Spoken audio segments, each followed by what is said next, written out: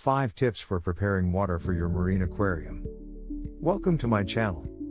So before we get started with our video, make sure to give it a thumbs up, and if you are new here, subscribe to our channel and press the bell icon so you never miss any update.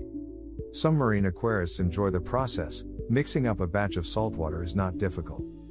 No matter how you feel about mixing saltwater, producing consistent batches of saltwater is important. Let's explore several time-tested techniques that will make mixing saltwater easier and more consistent every time. Here are the 5 tips for preparing water for your marine aquarium. Number 5. Keep all of your salt mixing gear in one place. Keep the dissolving pump, hoses, heater, and other gear all together in one place. Label the salt mixing container so it does not get borrowed to wash the car. You won't find yourself searching through the house, basement, and garage looking for your equipment when it comes time to do a water change. Building a salt mixing station is an excellent solution as well. Here you can mount your mixing container, row/DI system, and mixing pump, as well as store salt mix and other supplies in a central location. Number 4.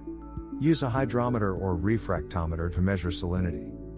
Salinity can be measured using specific gravity units, SG, or salt concentration in parts per thousand, PPT.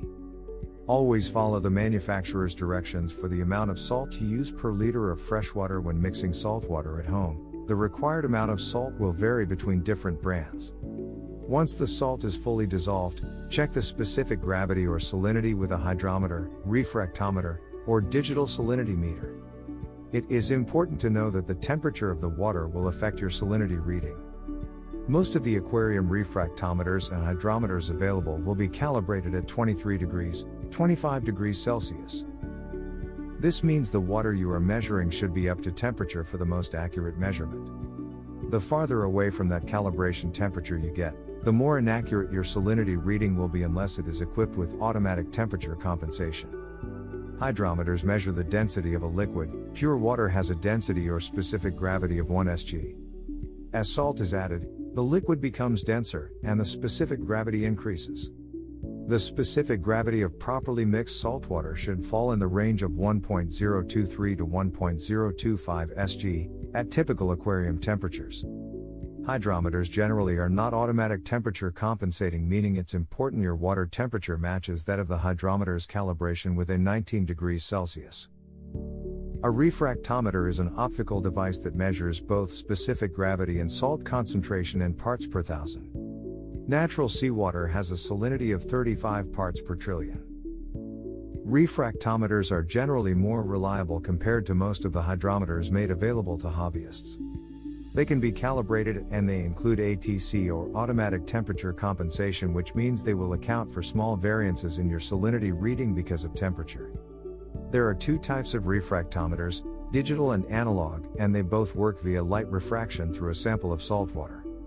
Refractometers are classically the most popular choice for aquarium hobbyists when it comes to salinity monitoring because they are quick and easy.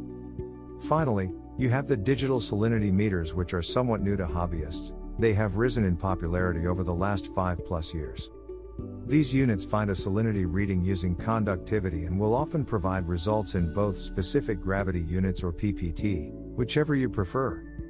Digital salinity meters are super easy, in fact, the easiest of the 3 options.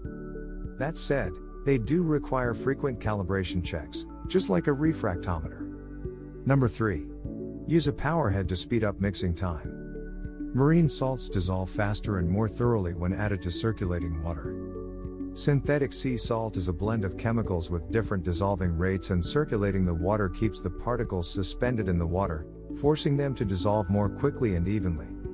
Use a submersible powerhead, like the MaxiJet, to circulate the water in your mixing container. Always add salt mix slowly into the full volume of water you plan to mix, preferably directly into the flow. If the marine salt is just dumped into the mixing container, it settles on the bottom and resists dissolution. Number 2. Use a heater. Using ice-cold water to blend saltwater can slow the dissolving time a little bit. Room, tank temperature water is best, 23 degrees 25 degrees Celsius. This will speed up the rate at which the salt dissolves while helping to minimize precipitation. After the salt mix has been fully dissolved for 24 to 48 hours, you can then use it in your aquarium. Just be sure to check the water temperature with a separate thermometer to verify it's not too hot or too cold. If you plan to store the saltwater for any length of time after mixing, it is best to remove the heater and mixing pump. Use a tight-fitting lid and keep it out of extreme temperatures. Number 1. Select the proper salt mixing container. Most marine aquarists use an empty 22-liter salt mix bucket to blend seawater. If you only need a few liters at a time, a bucket or two will work out great. Any small plastic container that is sturdy enough to hold the water and large enough for your needs, plastic carboy containers are also popular. If you have multiple aquariums or a large reef tank, consider a larger plastic drum. You'll be able to make enough saltwater in one batch, save time, and eliminate the hassle of mixing in multiple buckets.